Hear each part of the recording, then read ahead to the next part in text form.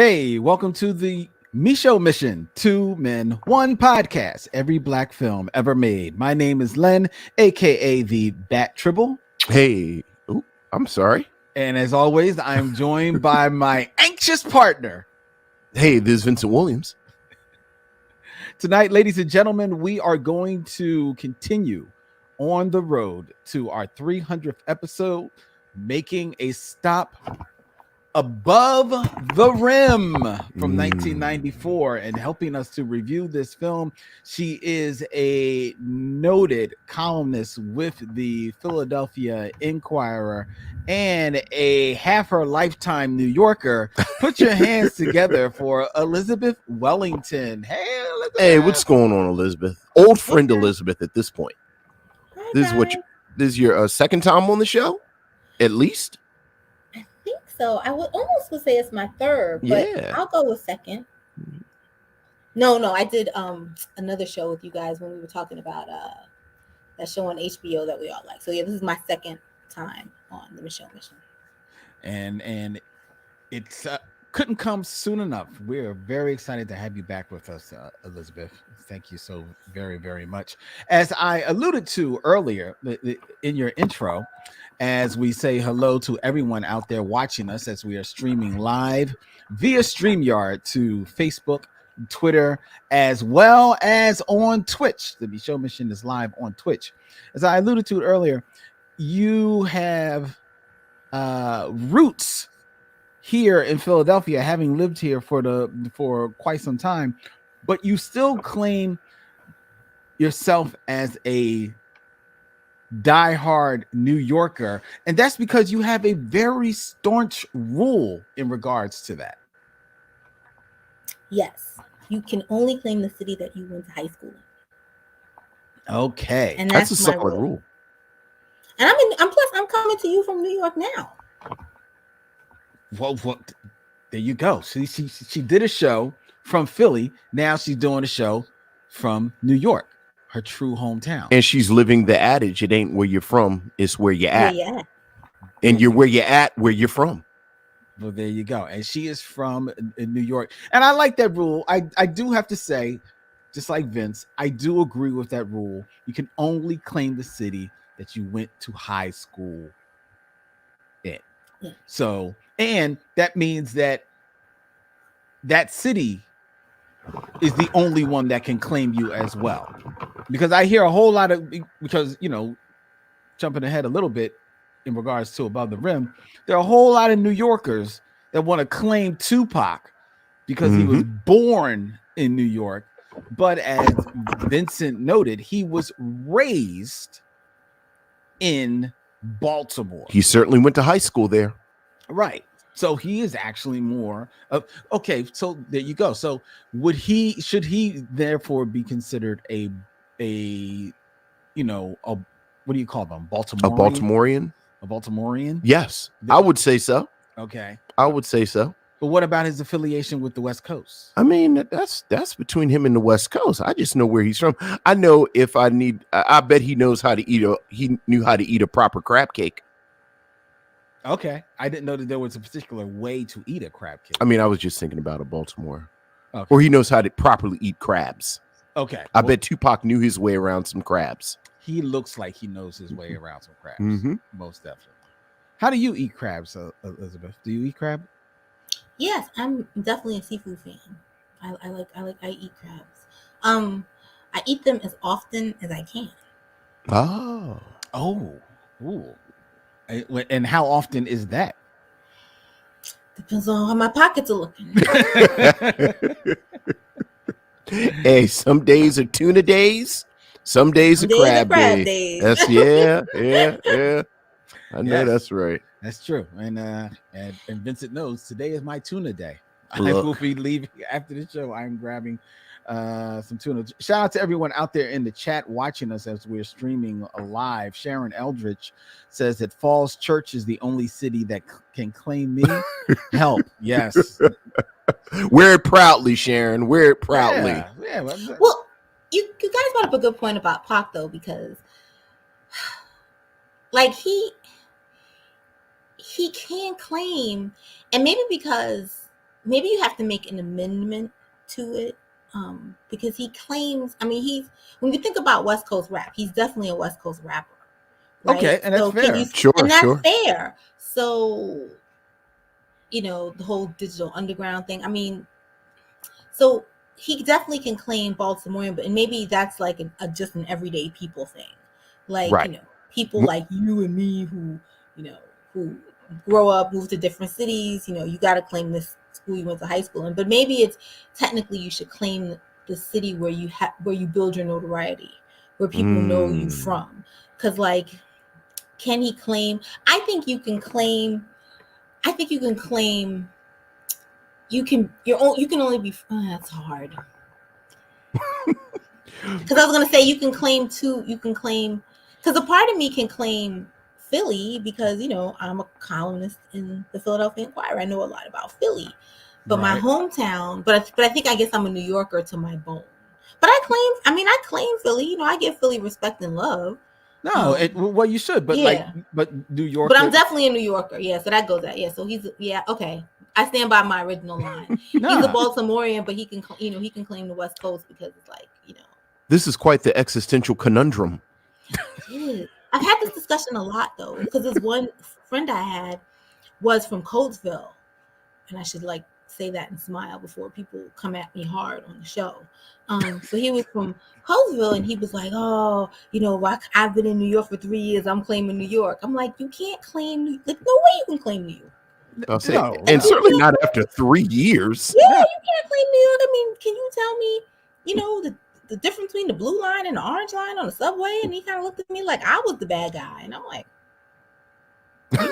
I don't make the rules, I just enforce them. Exactly. And I'm the enforcer, so. That's right. See that gate over there? I'm in charge of letting people in and out of it. Word. Mm-hmm. No, yeah, you can't do that. And especially in 3 years, he was a grown adult, so no. Mm-hmm. Maybe when he's 80. You say check when he's 80 and he's still living in New York. You can't even claim the city then. You could say you live there. Yes. You don't even know everything in the city yet. Look, like I said, I have lived in Philadelphia longer than I have any other city. Mm-hmm. But I would never claim Philadelphia. Yeah, I don't know enough about Philadelphia to claim Philadelphia. Unless you had somebody like Lynn, vouch for you. Mm-hmm. It's still a guest pass. It's still a guest pass. Ooh, word. Okay. I don't know if I'm giving him a guest pass. Before we get into talking about the movie tonight,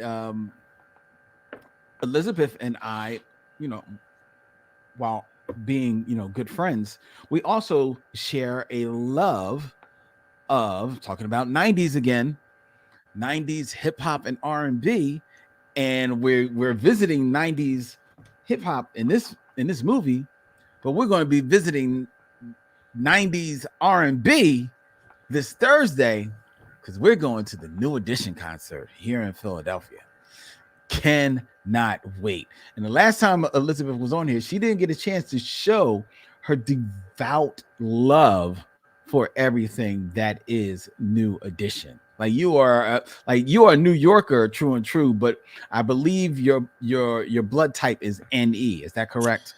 I am an original NE for lifer. Like so much so that I was telling somebody the other day that when I was 9, it was the year I turned 9 years old, and it was Christmas time, and Candy Girl came out. The album Candy Girl came out, and it was 1983, and I got Christmas money, and I took myself down to the Wiz. I took myself down to the Wiz by myself.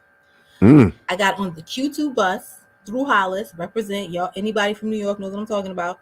And went down to the Ave and bought my first album with my first money. I think I paid like $7 or $8 for the New Edition album. And I played that album so much.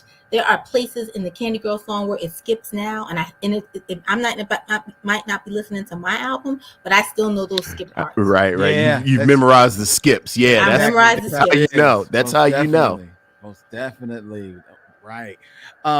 So you were down with New Edition from the start. I too was down from New Edition from the start.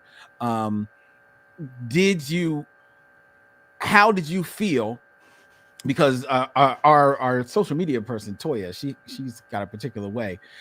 she only recently, and by recently I mean last week, has accepted that Johnny Gill is an actual member of New Edition. It was a long process. I believe Dennis Edwards brokered the deal. Ooh, we know this is gonna be a fun conversation. Leon, the Temptations, Dennis Edwards, New Edition, movies. It's gonna be some fun stuff. But yeah, it was funny. My sister is a diehard Prince fan. Okay. So, and I was a diehard New Edition fan. And between the two of us, when we shared a room, there was always one or the other. You know, we threw in Thriller in between. Michael Jackson Thriller was always welcome. But we were either listening to a lot of New Edition or a lot of Prince. And so by osmosis, she's a fan. And she's had a harder time accepting Johnny Gill than I have. Like, really? Poor Johnny. Mean, I think, you know, and he said on the Tamara Hall show that he's still the new guy. Now, you know, Can You Stand the Rain, I think probably broke me in forever, but he's not, I mean, like I could go see a New Edition concert and Johnny Gill wouldn't show, and I'd be like, oh man, it's really sad for Johnny not to come. But wow. But you know, but I accept him, you know.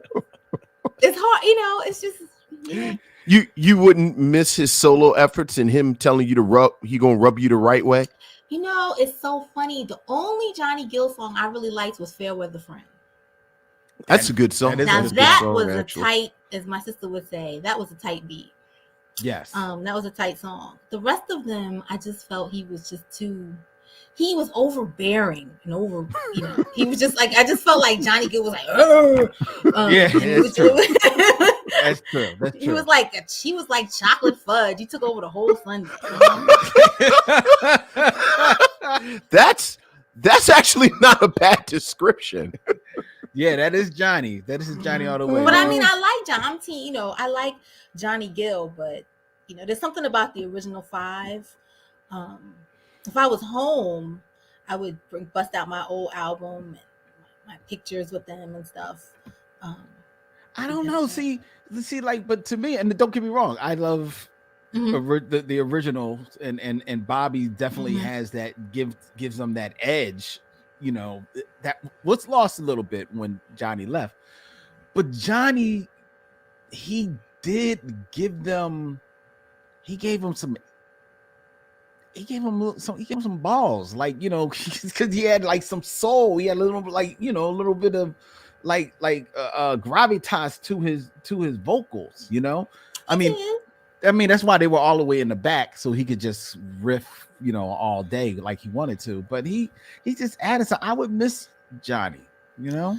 I mean, that's fair. I mean, it was, I don't know if you remember, it's weird how much I remember about New Edition, but you remember I don't know if you remember when Heartbreak first came out. Oh yeah, that's the tour. When the first album came out, I went to that tour. That was like the best. That's still the best concert ever, because it was Bobby Brown, Albie Shore, and New Edition. And I thought I was going to lose my 15-year-old ever-loving mind. Like, I'm surprised I'm standing here right now. We went. I must have seen that concert 3 times. Like, it was so wow. I mean, it was like, and I was like begging my parents, like, let me go by myself. Like, it was like a huge, like, it was so. I'm sure every 15-year-old Black girl in 1989 found a way to get to that concert. It was just everything. And I remember when the album first came out, and If It Isn't Love came out. That was the first single. Yep. And you know, we were all Ralph groupies. Everybody was like a Ralph, and back then, you know, we were Ralph and Ronnie groupies, and we were sad. We were sad Bobby was gone, but what could we do?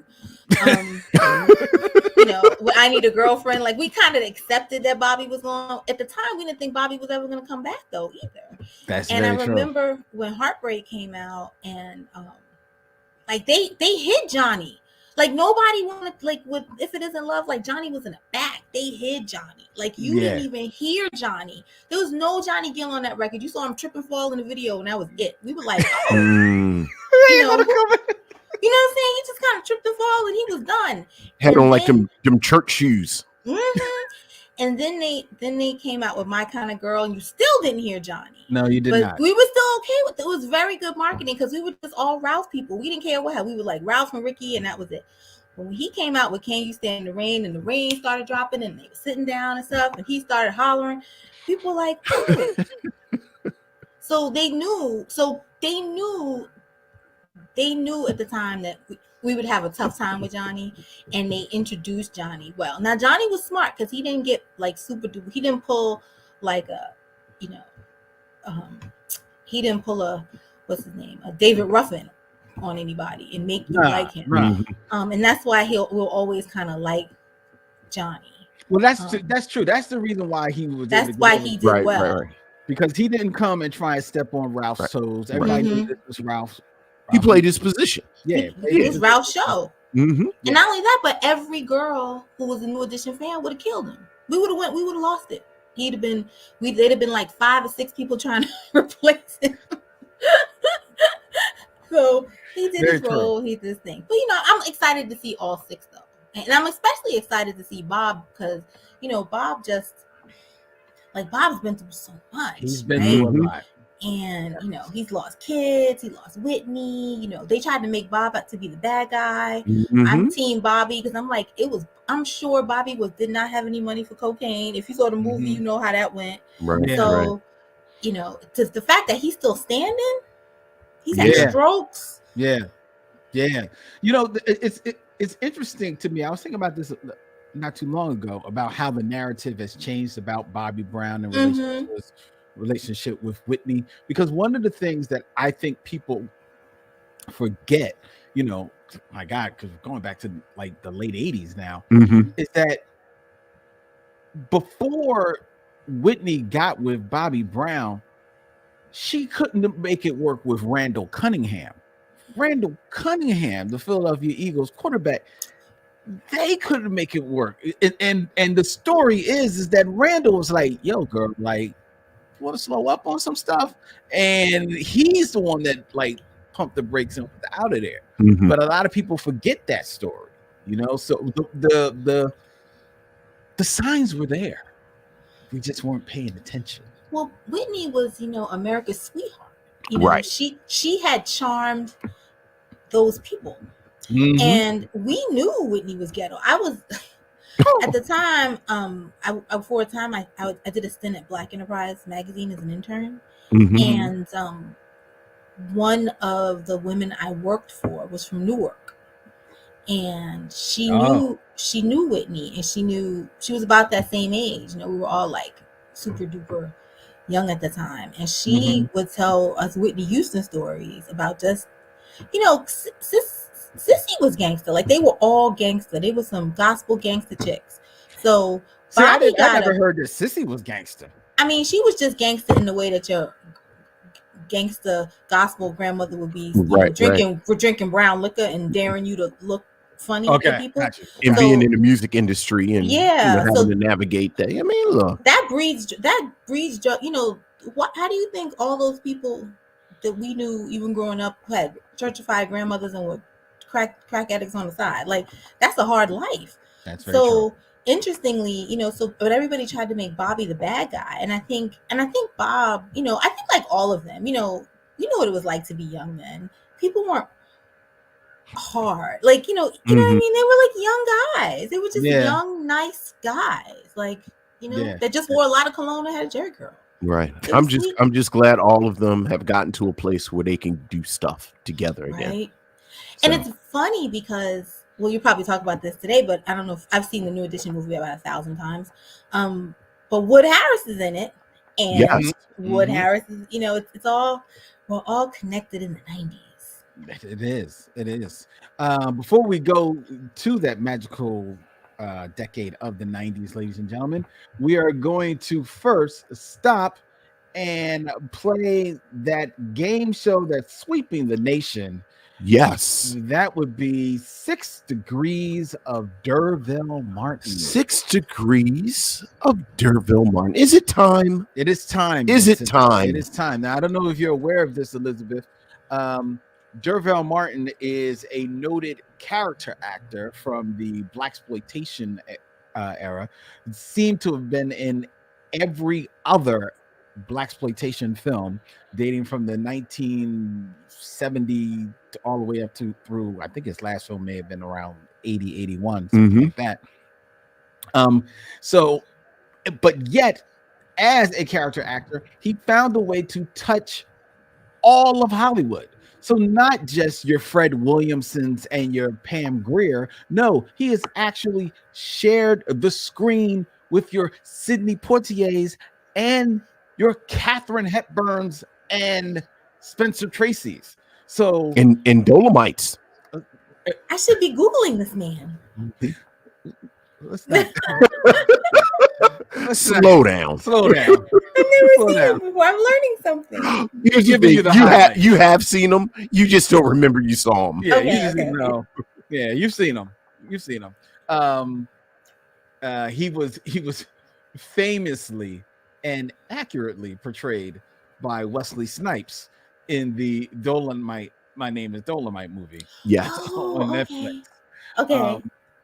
Crazy. So anyway, so we have a game show, The 6 Degrees of Derville Martin, where Vincent Mhm. will endeavor to get from Derville Martin to another actor using only films and hopefully 6 films or less.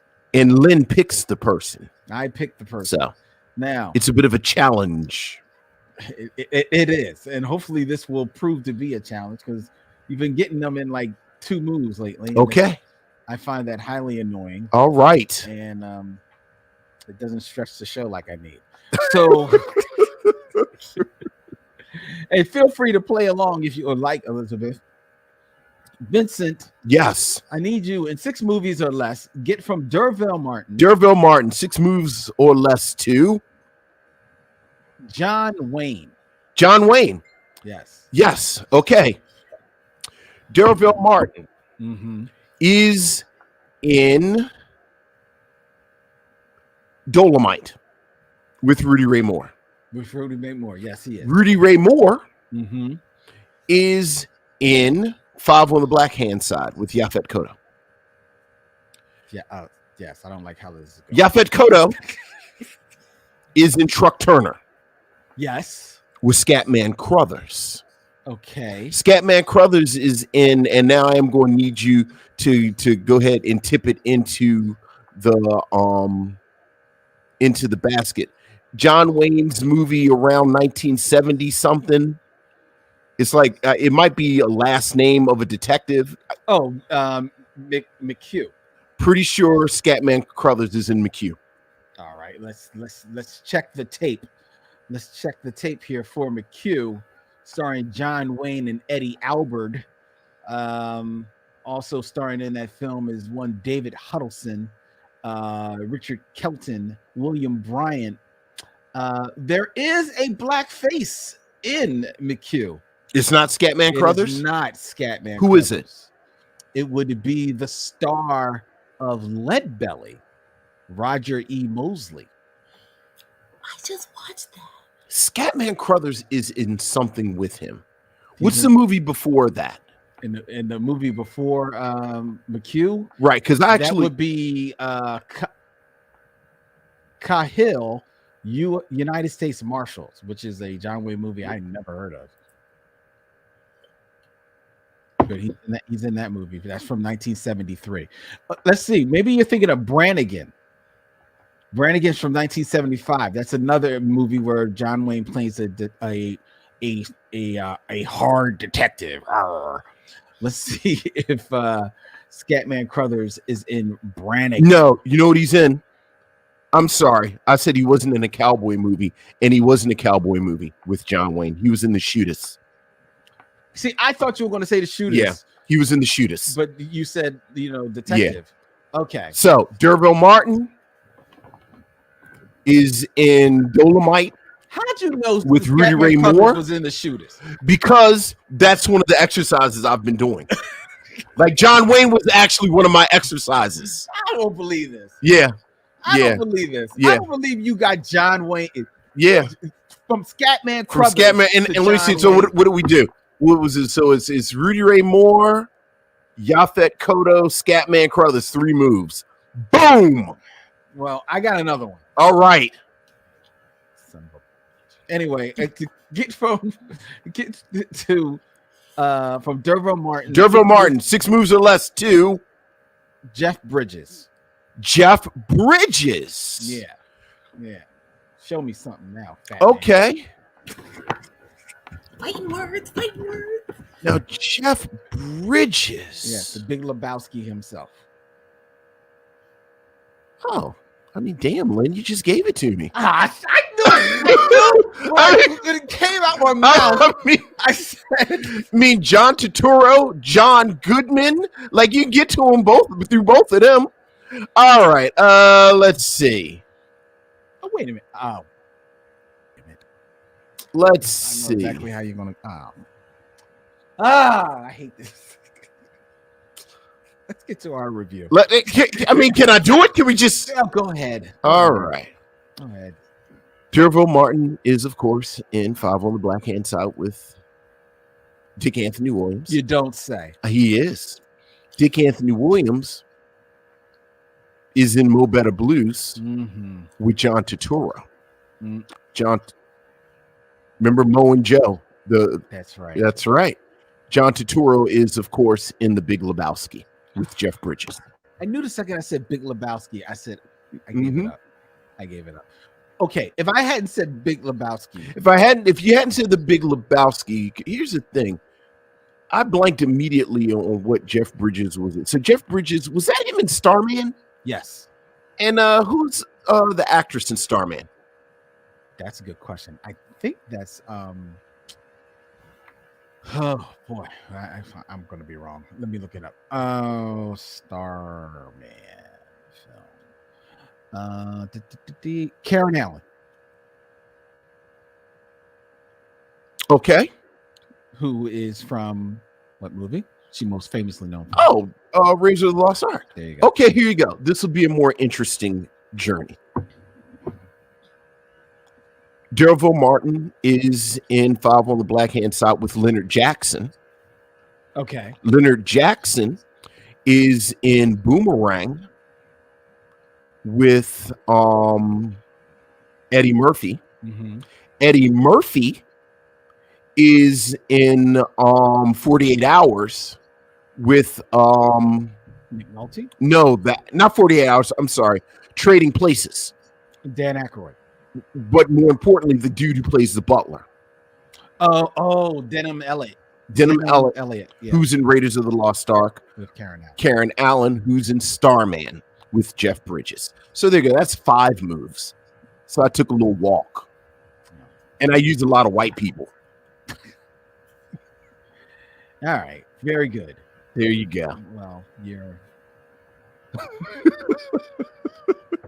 I was waiting for John Wayne now. Yeah, I see. I was waiting for John Wayne. I see. I'm telling you, I'm going to have to go back to the silent era. Yeah. Like, so that's the game, Elizabeth. Yeah, that's the game. I have to tell you guys are really good. Like the way that you just spit this stuff out, I'm like that's y'all smart. Or we just watch a lot of movies. We should have a movie podcast. Well, I was interesting that you talked about Leadbelly because I actually just saw that. And I was like, that's the dude from Magnum P.I. And it was on some random station. And I was watching Leadbelly. And then, now, I don't know how we watch movies without IMDb and Google. But, you just like go down the, I read all about Lead. I didn't know anything about him. And it was just kind of fascinating to like watch the movie and see how it unfolds and see the story. So. Yeah, because you only learn a little bit about them from the movies. But yeah, I mean, shame of it is. It was problematic. Well, look, but it had shades of life in it. Like there were shades of the movie Life in there. Right, absolutely. I was like, I don't. Right, yeah, no. In the end, where he's in jail for like a long time, and he gets, I was like, oh, like everything's it's one of those everything's kind of connected moments that you didn't think you were going to find, and you kind of do. That's an interesting connection. Who directed Life? Oh, that's a off the top of your head? Not off the top of my head. I do not. I will endeavor and look it up real quick. Because it may not be that far-fetched to think that Really? No, it's not the same person. No, I know it's not the same person, but maybe they saw Leadbelly. No. Because there is that aspect of Leadbelly where there's life in a prison. And then leaving like the deal with the guards and her, making a deal, like the pardon. I think Leadbelly was pardoned and those guys were pardoned in life, but of course in life they shot him. But there was old age. It was like shades of it. That's what. That's right. The governor was supposed to pardon him in life. Yeah. Was he the governor or was he the warden? I think it was in life. It was the governor. It was a governor in Leadbelly, but in life, I was wondering, was it the warden or the? Yeah. Life was directed by Ted Demme. And I wonder, do you have the screenplay up in front of you? Who wrote it? Yeah. Robert Ramsey and Matthew Stone. Huh. I very seriously doubt they were pulling from Leadbelly. Look, it's Gordon Parks. You can't argue with the pedigree. Yeah, it's Gordon Parks, but come on. We reviewed that film. You can't argue with the. You would not know it was Gordon Parks, except for maybe three scenes. No. I'm saying Gordon Parks gets you in the door. Okay. And no. It was random. Yeah. No, that's fine. Or maybe they pulled from Leadbelly's actual life, because that did actually happen to Leadbelly. This is a more interesting conversation than the film Leadbelly, though. This is actually more interesting than Leadbelly. A lot more interesting than anything that happens in Leadbelly. You are absolutely correct. Absolutely correct, my friend. Let's this. All right. Your brother, Damon Williams, says at this point, Len, he's calling his shots like that old Jordan and Bird. I got to bring in some foreign films. At 2, Damon. At 2. Yeah. I think I'm gonna have to go to like some French noir to stump you. I can get you Gerard Depardieu.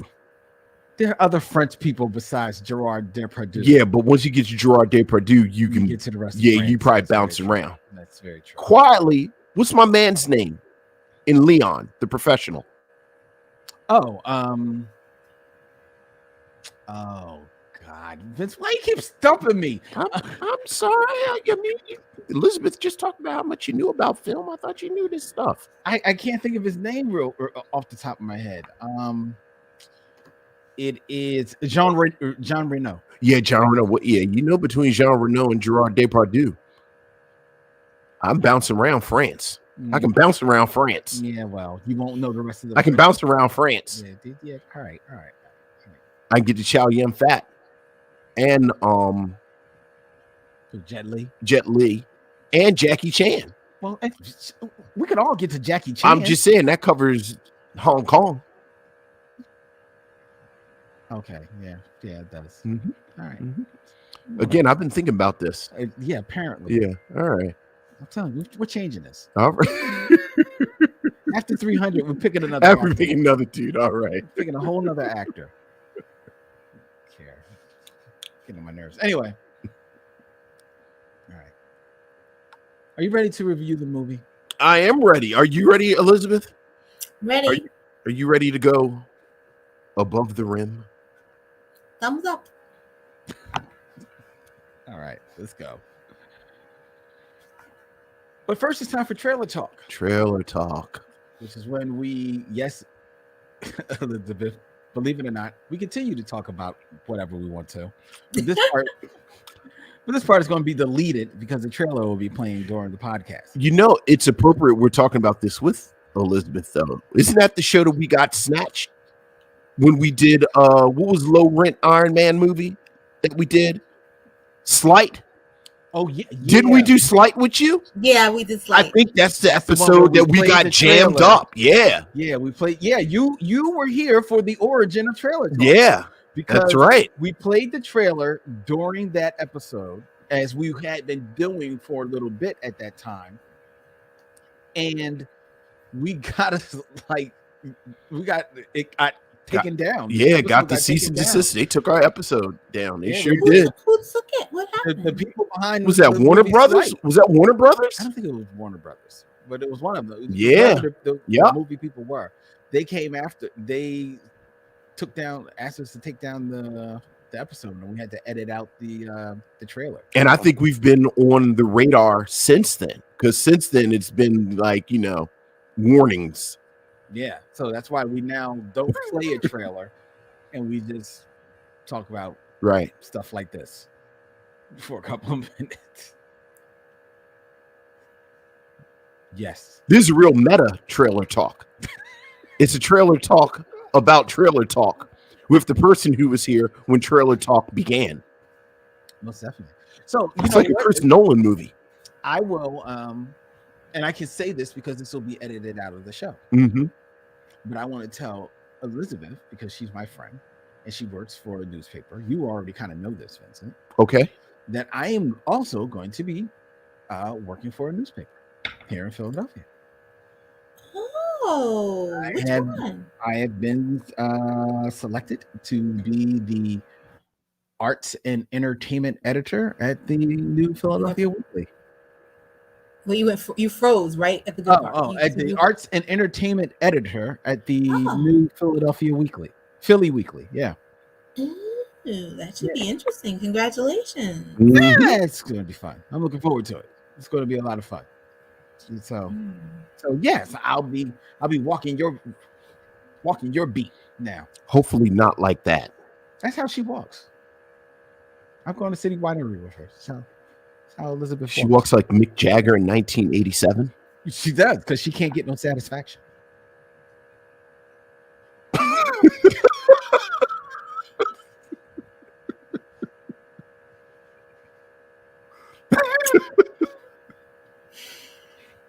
All right, so let's get into our review. It's a shame you can't have looks on the podcast. I know. No, actually, it's probably better that we don't. Probably better. Yeah. Mm-hmm. Mm-hmm.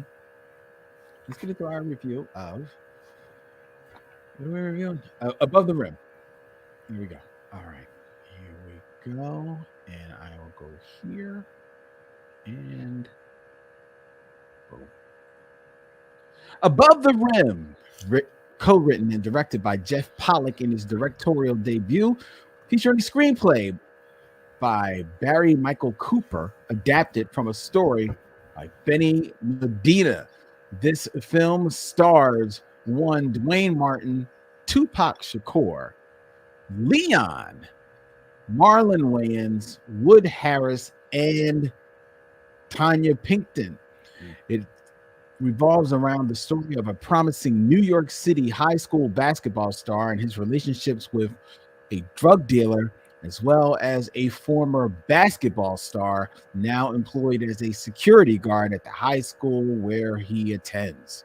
The film was shot mostly in Harlem in 1993, released to theaters in 1994, featuring a soundtrack that is stuffed with the best of West Coast hip hop of the day. And this was the selection of our guest, Elizabeth Wellington, here on the road to 300 on the Michaud Mission. Elizabeth, what say you of Above the Rim? I thought it was. I didn't remember any. I know I went to see this in the movie theater. And I still remember the guy that I went to see it in the movie theater with, but I had no recollection of the actual movie. So it was like seeing it again. And so I wish I could remember what my 21-year-old self would have thought about it. But I probably, at the time, I thought Dwayne Martin was cute or something like that. I don't remember. But it was, but I liked it. And I liked it for the, like I said, if I remembered what I thought of it when I first seen it, I could like compare and contrast. But my 40-something-year-old self liked, felt like I was reminiscing because I was seeing all these people as they are now. Like back then, I didn't know who Wood Harris was, right? Like, right. We didn't. First movie, so we didn't know he was going to go on to be Avon Barksdale, and in 6 Degrees of New Edition, be the guy who played Brooke Payne in the New Edition movie, or in other random things. we didn't know, you know, we knew Marlon Wayans because he was sort of a dude at the time. And Dwayne Martin, because he was kind of like, you know, I think it was kind of that era where we weren't quite at the era where we were seeing romance, but we were seeing like, you know, basically Tupac was the same guy he was in Juice, right? Like he was the same basic character.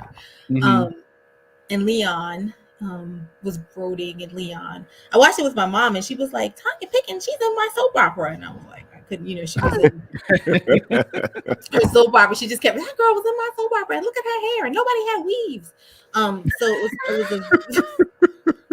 it was a very sort of walk down memory lane, but it was a good story. You know, it was definitely was New York in the 90s. I was there. I definitely remember seeing it, but it was curious that the whole soundtrack was West Coast that we talked about later. The other thing which was funny, it was like, come on, Dwayne Martin, there was no way you could be 17. You were like 28 when you filmed it. And you look 28. It's got like a receding hairline. Yeah, you're just like, you're 28. Are you kidding me? And then but he looks the same now, so he didn't age that much, which is, you know, just an aside. He was actually only 3 years younger than the actress playing his mother. Yeah, right, Tanya Pickens. So he was clearly like an old 17-year-old. But it, you know, it had all the things, like, you know, somebody getting shot at the end. You know, the guy that got played, you know, Marlon Wayans' character came back and snuffed, you know, so it had all the elements, a good soundtrack of a good 90s, you know, basketball flick. And I liked it because I could see shades of Love and Basketball in it, which I didn't think, you know, the hothead player, you know, waiting to get into college, you know, they flipped it and made it, what's her name's character, but Sanaya's character. But, you know, it was good. I enjoyed it. I'm glad I picked it. And it was good to see it because I hadn't, you know, seen it in its entirety in a long time. So it's funny that your mom pointed out Tanya Pinkton's hair, because that's the first thing that I kind of like noticed, that, you know, it's like, oh, that's her hair. It's like, and it looked nice. Yeah. And there was another girl who had these big door knocker earrings in the end, and she drove up with Tupac in the gate, and, you know, in the Jeep. Which that was cool too, because everybody back then was driving those Wrangler Jeeps, everybody, you know, and I was looking at her hair and I was like, man, I had that hair.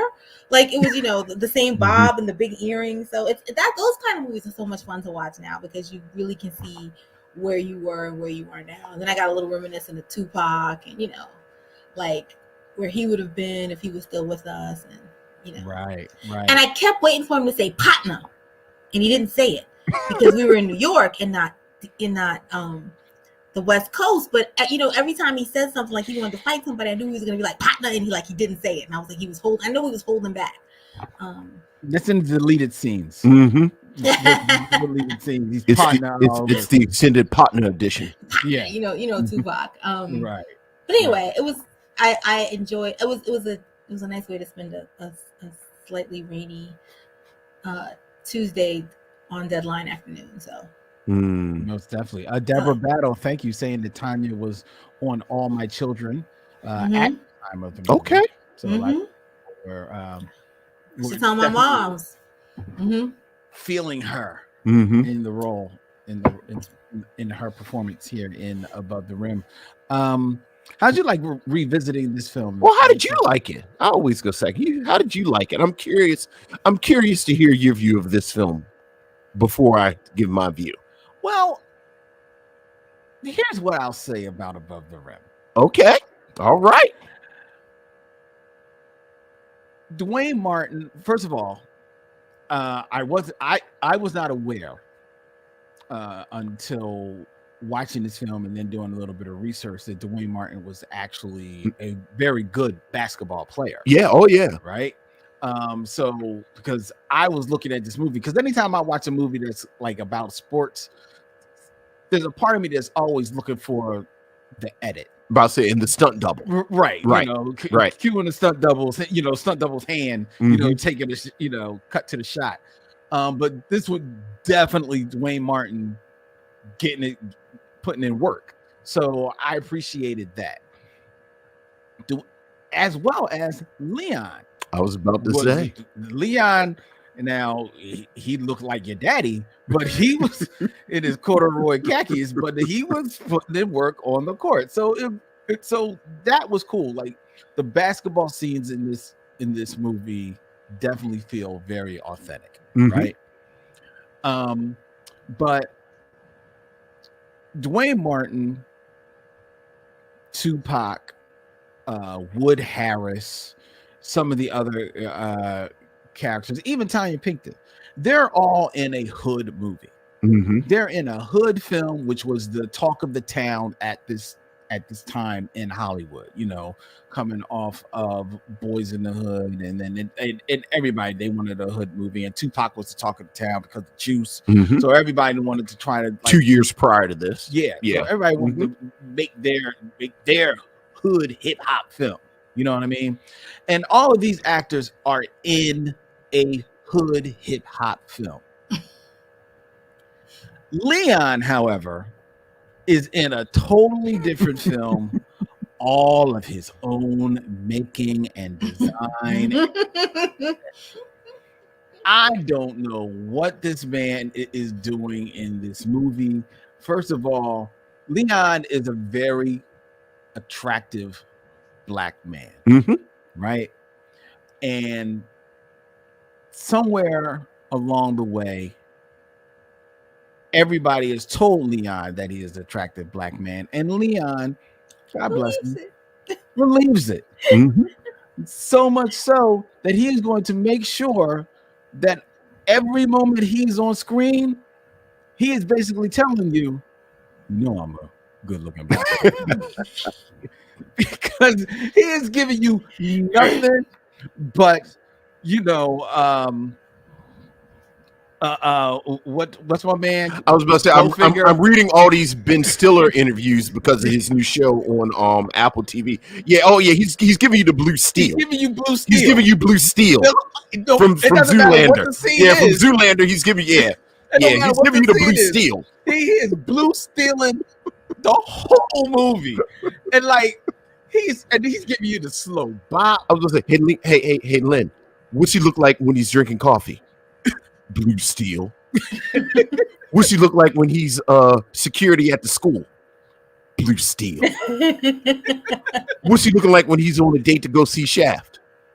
Blue steel. It's nothing but blue steel. I'm like, yo, dog, like he's on a date. He's on a date trying to like chop it up with this chick, and he's blue stealing. I'm like, dude, you can laugh, you can smile, man. You can smile. Good looking Black men smile, bruh. I like when he went to go visit his mother at the graveyard. Yeah. He changed into his Black graveyard attire so that he could be at his mother's grave, giving his mother's grave blue steel. Yes. I'm like, dog. And plus, never mind, like, I'm not even going to go to the timeline that he said he came here to bury his mom. His mom's already, like, there's grass growing on the grave. Like, you didn't come to bury her. I noticed that.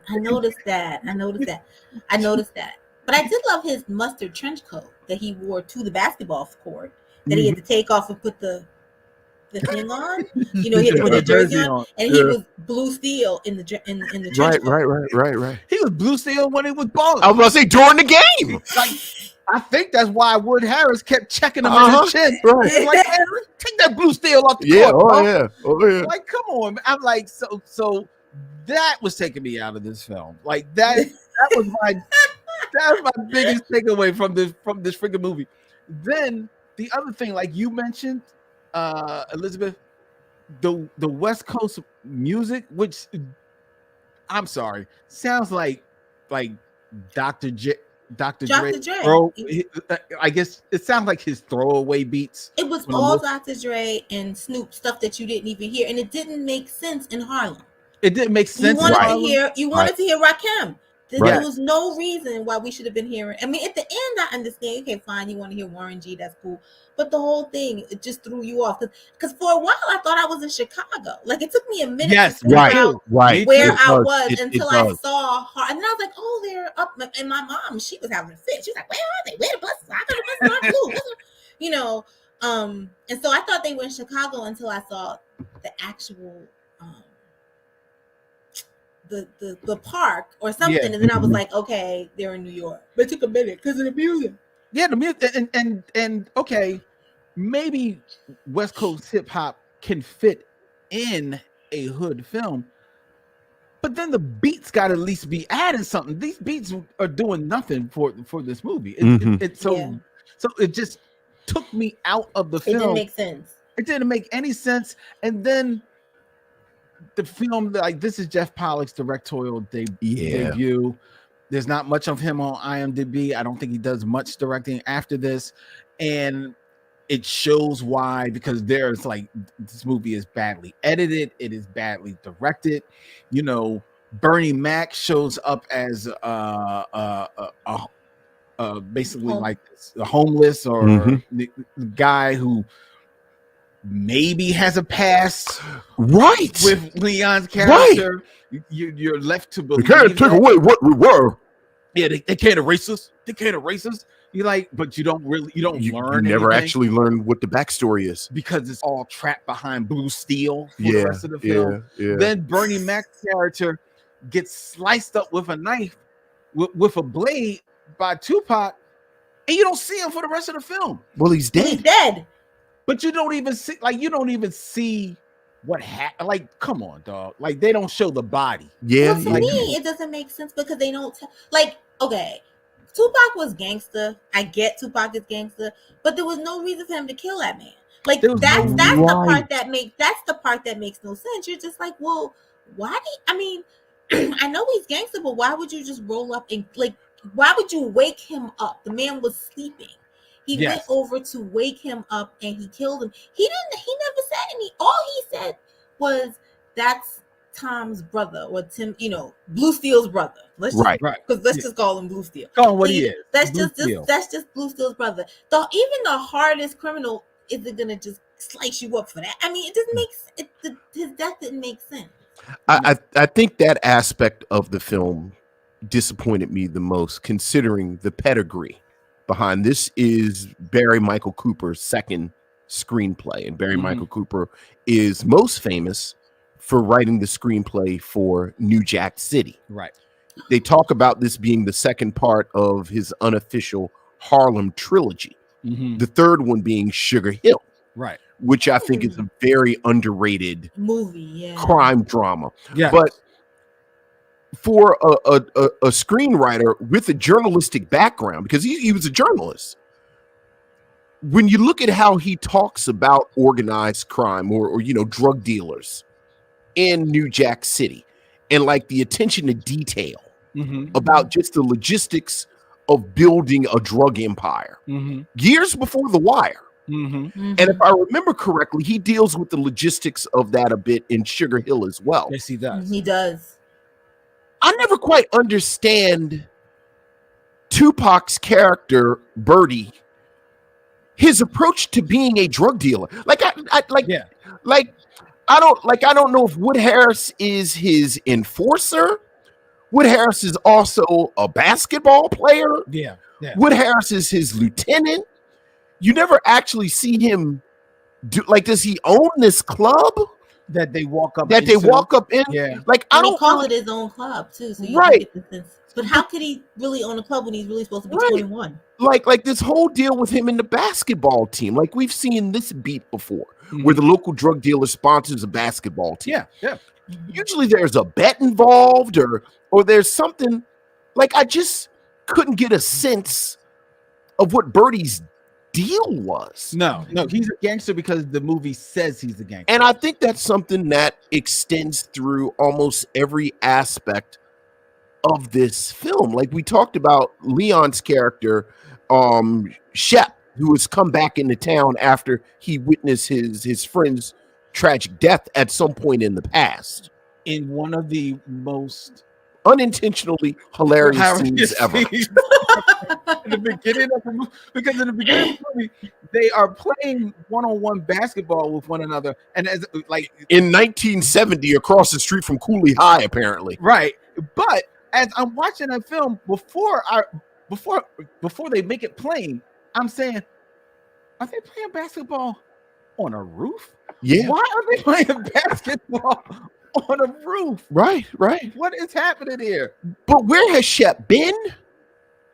Like at one point, Birdie, who is Shep's little brother, plot twist, we learned, says that me and Mama were starving and wrapped up in blankets, and I was like, you didn't go to the pros and you didn't go to college, and now you're back in town, but you never get a sense of where Shep was. And then at one point he's going to leave, and I was like, well, where are you going? Right. The whole plot point of Dwayne Martin's character Colin, he's gonna go and he's being scouted, but it's never really you never really know what aspect of this film is supposed to be the main plot point. With the other plots being the subplots. It's like it's a film filled with subplots with no actual plot serving as the through line. And I think the difference here is because this is Cooper adapting a story from Benny Medina. And it's almost as if, and this is what I think happened, is that he basically took this bare bones story from Benny Medina and just put a script to it, as opposed to tightening up the story. And even when you read a little bit of the backstory about the film, Cooper, he kind of like massages a little bit, because he ain't, want like piss nobody off or anything like that. But he kind of like says, like, I kind of gave it like a first pass script wise, and next thing you know, they were ready to shoot. Right. You know what I mean? So it's like, I don't think they came to him more for his name and the cachet that his name would bring to them to get this film made, as opposed to taking advantage of the meticulousness that he would bring to because, like you said, the bones are there, right, to really have something. And you've got the actors. I'm not the biggest fan of Dwayne Martin as an actor, but he's fine enough, and he's really young in this. Yeah, and he's young in his career. There you go. Yeah, there you go. This is fairly early in his career. Yeah, but say what you want about Blue Steel, Leon is a charismatic man that if properly directed, and maybe with more of the go on with a script, more to sink his teeth into, you could see him maybe pulling out something here. And what can you say about Tupac? Tupac is just an enigma waiting to just explode. And I would actually say the same thing. I would say that Tupac actually stole the movie. And when he stole the movie in the very end, when they were having that basketball tournament and he was losing, and he just acted a fool on the when he was on the sidelines. And I thought that he really stole the movie. He was like, man, I mean, it was so Tupac. Like, it was kind of like it was comedy. It was interesting, his reaction, when the guy started cheating, when Wood Harris's character, got knocked over by Leon. He was like, come on. I mean, it was just really, he kind of stole the movie in that space, because you just, you wanted to see how he was gonna react. And it was just, it was kind of, and it was comedy, but you were still scared at the same time, because you knew that a gun was, because that's another thing about these 90s movies, a gun is gonna appear at some point. Yeah, like somebody's gonna shoot in the crowd. But even that doesn't make sense. Like, why are you gonna murder him on the court right after the game is over with all these witnesses? What kind of drug lord are you? Well, but it's kind of like it kind of didn't make sense, but that was kind of the character. Like, if you remember Juice, like the thing with Tupac at the time, he always played these impulsive, testosterone driven, Like Juicy was the same way. I mean, he basically chased the guy through a party, you know. And Yeah, but but that he's makes always, it makes sense, but he's always this testosterone driven character who is always ready to flex in public. So it does. I mean, it's stupid, but it follows that train. But That's that's who he was at that time. But that defense makes sense if it's Tupac mad at mad at Shep, his brother, for stealing his joy, stealing the game, or still mad at Kyle for That's who he rebuffing tried him. to shoot. Okay, but it makes sense if he's the trigger man. Right. No, he gives the world's largest duffel bag to Wood Harris to pull out this tiny little right. And I have to say, Tupac in Juice, the film does the work of building this really, like you're saying, testosterone, but in my mind, he's really broken in Juice. Like he's really just sort of, everybody beats him up. Like he says in the movie, we actually, Juice is fresh on our minds. We did Juice fairly recently. Yeah. He spends the whole time running. He's got this very broken home life with his father, so that when he starts losing it, the film has done the work and earned the right to get you there. Yes. Whereas with this, the film never actually, like every time you like I talked about that moment when he talks to talks to Shep about being alone with his mother and being hungry, and you think, okay, now we're going to build something, but then it's the next scene and we're doing something else. And and Marlon Wayans is talking about Dwayne Martin's Wayans was ridiculous. I mean, his character was his character to me was like the most annoying, because he's talking about all this stuff, he's actually rude, and I think they do a good job at showing how much of a jerk he was, and how much of a jerk kind of Dwayne Martin's character was in the beginning. But I think, to your point, Vincent, you never learn.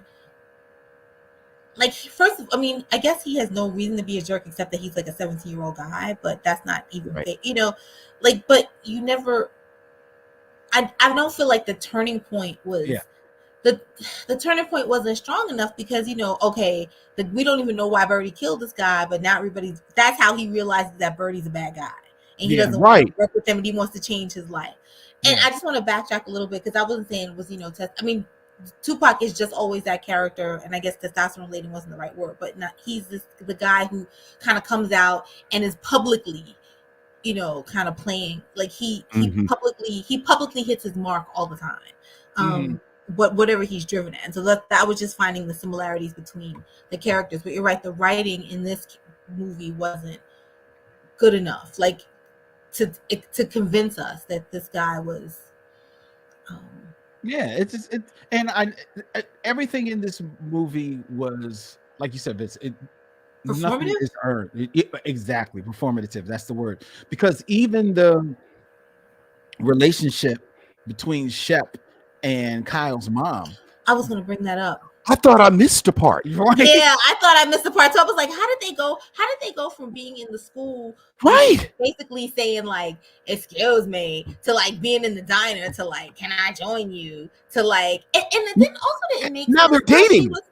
And it didn't make sense why she was so mad at him, because if I remember correctly, Kyle is the one that pushed him. He was kind of stunned. He didn't like come back and hit the woman's child.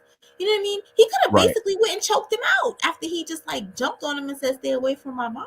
He was just kind of stunned. So what was he supposed to do? And then she closed the door, and they had this whole big emotional, like, "You're not here for me." And I was like, "What?" Well, I mean, in her defense, in that part, because what happens is that Kyle like is pushing up against Shep and like don't be with my mom and everything like that, and Shep is standing there, trying to reset Blue Steel, and then what he does is he basically dips out. Like he doesn't stay there, and what little she has already learned about him, that was evidence of that he's a runner. Right. And she didn't want another runner. She wasn't going to waste her time with somebody that was just going to run away. Because to be honest, like you said, he's not in the wrong. So why are you leaving? Right. You know, because he was kind of. I mean, and this is, and maybe I'm he's just a grown ass man. He's stunned. And his terrible secret is that you have a criminal relative. Yeah. But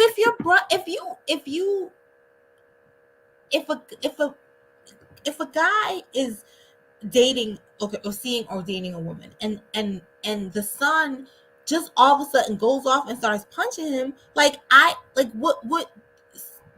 several reactions can happen. And he didn't hit him. He just kind of backed away. And sometimes I think backing away doesn't mean you're a runner. It just means you need a minute. Just in his defense, if that was, because when people come at you, you got one of two options. You can hit them back, you can throw them against a wall, or you can kind of walk away. And in this case, he decided to kind of walk away. Now, if he came back, he didn't say, he didn't bounce and then leave. He was like, okay, let me just get out of the situation and then go back and explain what was going on. I mean, I think that's a fair response. No. And I'm talking as a brother. Now, I hear you on maybe you walk away because you don't want to escalate the situation or anything like that. But and you come back later. But Bull turned around with his blue steel in between his legs and walked out. There's a difference. There's a difference between I ain't got time for this. I'm rolled out. But he was just like.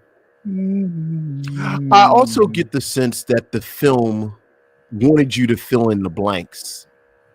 That she either learned about what happened with him when he was younger, or remember there was that whole really awkward exchange at the movies where he said, haven't you ever just wanted to run away and go somewhere else? And and she kind of put two and two together, but part of the equation is something we didn't see. No.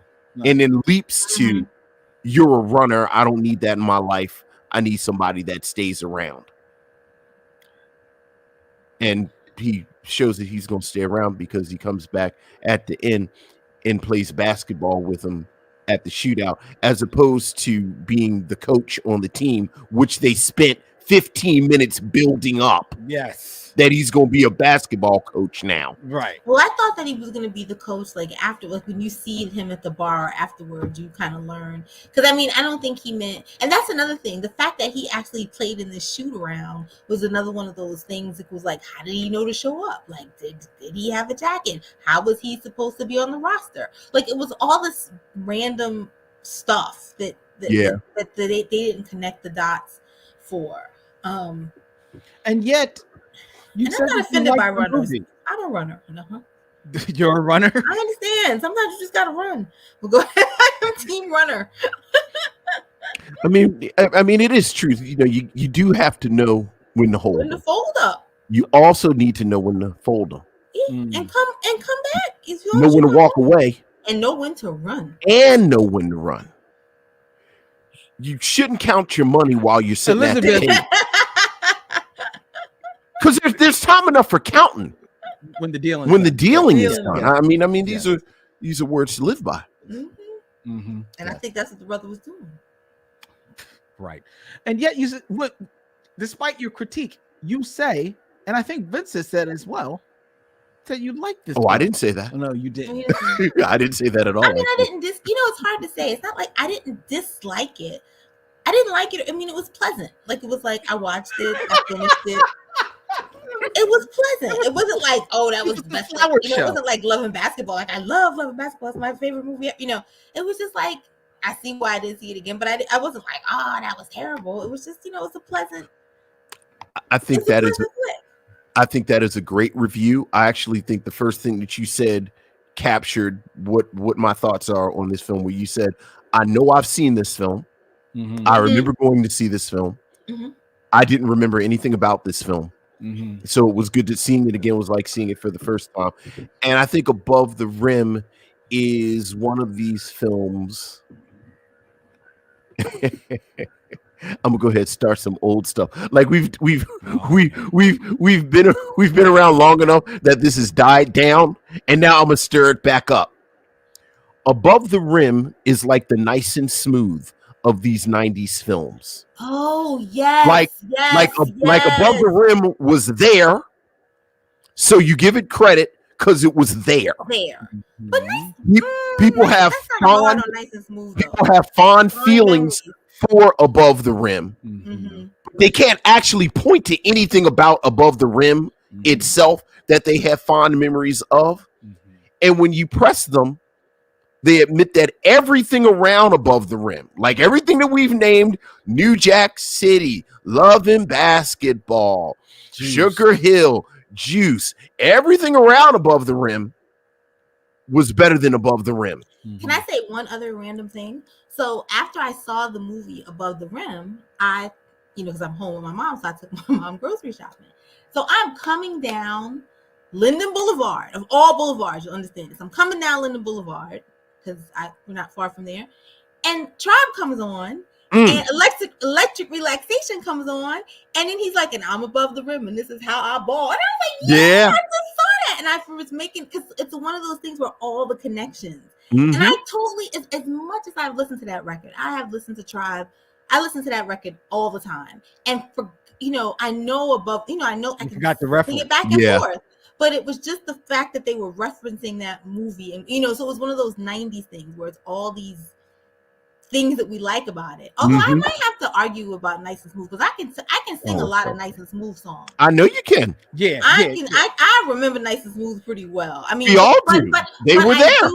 But I do get that whole, but if pressed, I can break out lyrics. But it's that same feeling though, that it's like they were there, kind of like even Grand Poobah, Okay. Slow down. Whoa. Grand Poobah is a master MC. But he was there. Like it's that same feeling of being there. Like the lyrics. Like he was a great guy. If it wasn't Grand Poobah, half the dudes wouldn't have been wearing Jabot jeans. But it's a similar. It's a similar feeling that they were like cross colors. It's all that 90s feeling that we were definitely there. But but there were some people who earned their spot, and then there were some people who were just there. They were there at the time. Yeah, you ain't slick, bro. They were there. They ain't slick. You ain't slick. I'm not going. Like they're in the room and they say, "Hey, how many of y'all have songs over primo beats?" And they raise their hand. And then other people are like, "Yeah, I don't have nothing over no primo beat." You win. I'm not going to sit here because you were there. You compare Nice and Smooth to Above the Rim. To Above the Rim. Now I stand by that. No. But they would have done better if Nice and Smooth was in the soundtrack. Yes, they would have. God knows. Now, what I will say, I get what you're going with your analogy, but I'm not going to let you use Above the Rim because Nice and Smooth is better than Above the Rim. I mean, were they? Shut up, Vince. What 90s movie around this time that people kind of have fond memories of, but you probably don't 100% remember? But then when you watch it, you'd be like, okay, this wasn't bad. This was nice. Hey, this is all right. It's not Above the Rim. What is it? It's New Jersey Drive. Oh, but see, I think New Jersey Drive is actually good. And so are Nice and Smooth.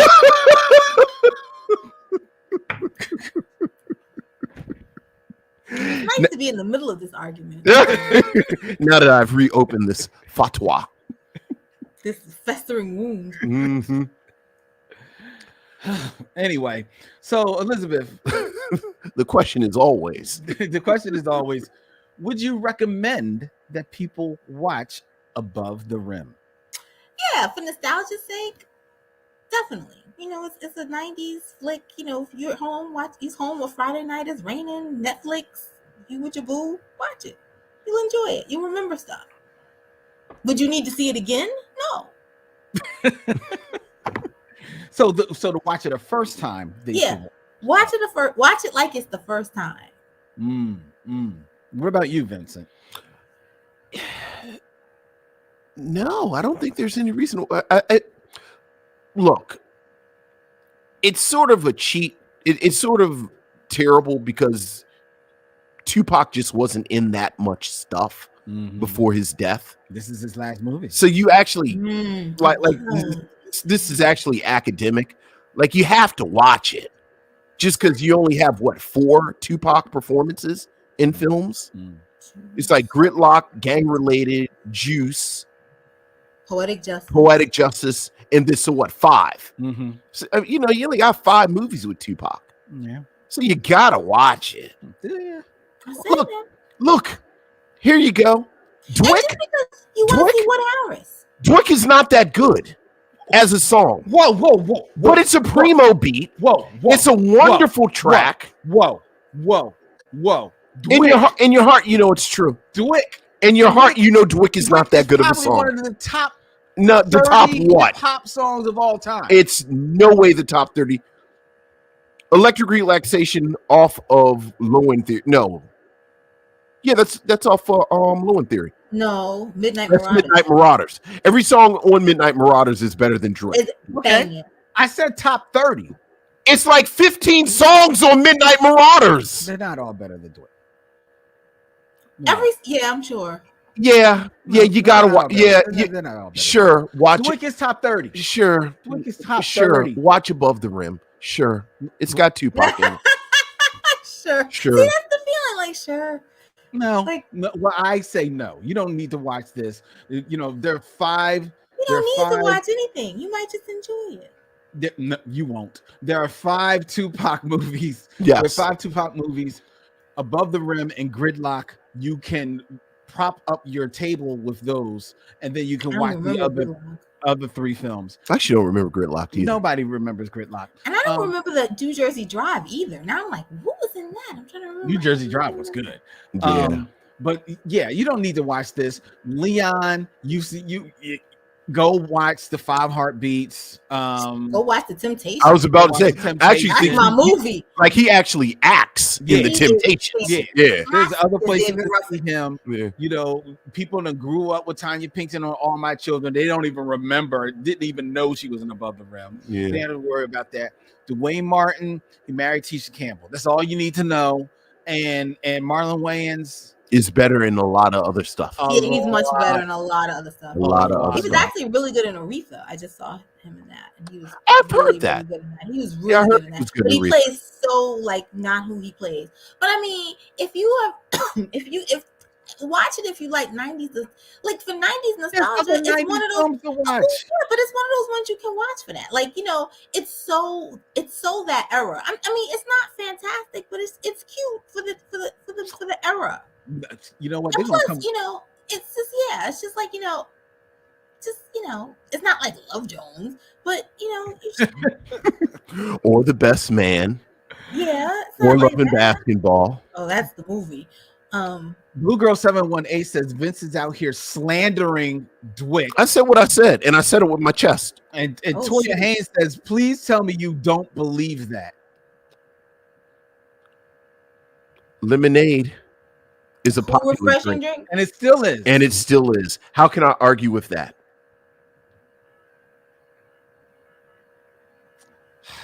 But it's still not better than anything on Midnight Marauders.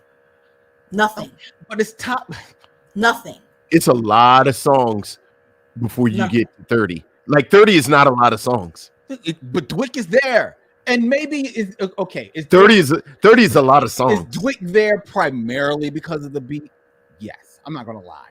But Wu-Tang Clan is a whole clan of MCs who all have solo albums. Yeah, but not everybody listens to all those songs. I know, but that's a lot of songs to pull from for you to say it's only 29 songs better than Dwick. There are. Yes. All right. Yes. Okay. Yes. And I'll stand on that mountain. Yeah. Top. Elizabeth Etu. Paid in Full got like 13 songs on it, even if you take away Chinese arithmetic. Sharon Eldridge, you talk about sacrilege. She said she liked Above the Rim better than Love Jones. Wow. Oh, wow. That's all right, Sharon. All right, Sharon. Well, there you go. Also said it with her chest. I like it. Also said it with her chest. Sharon Eldridge. Wow. Wow. Yeah, but like Love Jones was. That might be for me. Well, for those who don't know, Sharon Eldridge is only 4 years old. So there's that. But anyway, there you go, ladies. Hey, don't listen to Elizabeth. Listen to us. Don't watch Above the Rim, ladies and gentlemen. But if you must watch a 90s film, go watch Love Jones. All right, Elizabeth, thank you so very much for taking the time to sit with Vincent and I on our road to 300 episodes of the Michelle Mission. As always, it is a pleasure sitting down, Absolutely, chopping it up with you. And hopefully I get a chance to see you this Thursday at the New Edition concert. NE for life. NE for life. If people want to get in touch with you, you write for the Philadelphia Inquirer here in the city of brotherly love. They want to get in touch with you. How can they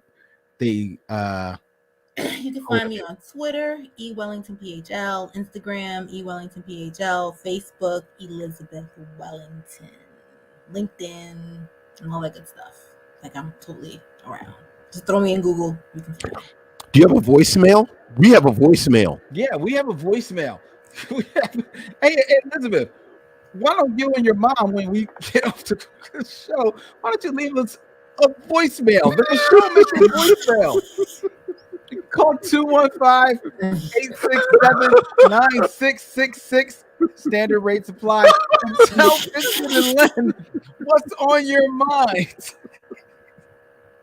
Let us know what you think. Tell us your favorite episode of the Michelle Mission, your favorite Vincentisms, your favorite rants by Len. Let us know as we make our way into our 300th episode. Do you have a voicemail? Yes. Moving on up. It's connected to our landline. So if the line is busy, please call back.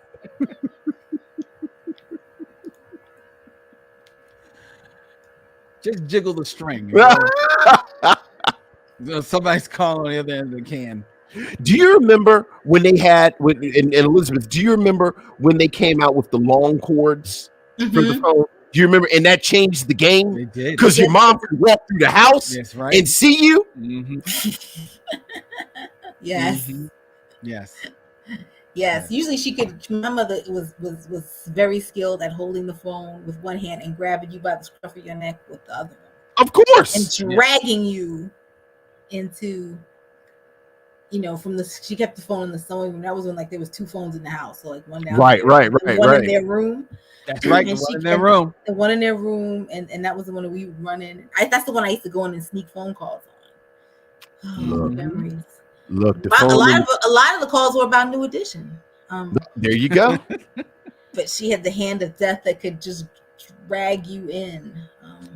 Look, my mom's headquarters phone was the one in the kitchen, and our bedrooms were down the hallway. But I remember that they came out with the long cords, and my mom could be in the hallway. George, come on, wants to know, can they fax us? Can they fax us, Lynn? No, we've run out of paper. So somebody put paper in the machine. We've leveled up to the voicemail. Oh, that's funny. After our carrier pigeon died. All right, let's get out of here. All right. Oh, we still got stuff we got to do. The show mission. Like and follow us on all the social medias, ladies and gentlemen. Hit us up on Instagram, Facebook, Twitter. Subscribe on YouTube as well as on Twitch at Michelle Mission. Email us at michellmission@gmail.com. Email us and tell us you left us a voicemail.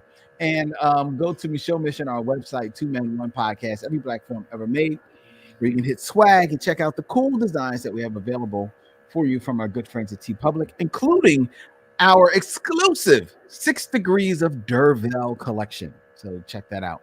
There, the Michelle Mission is a proud member of The Podglomerate, thepodglomerate.com. They make podcasts work.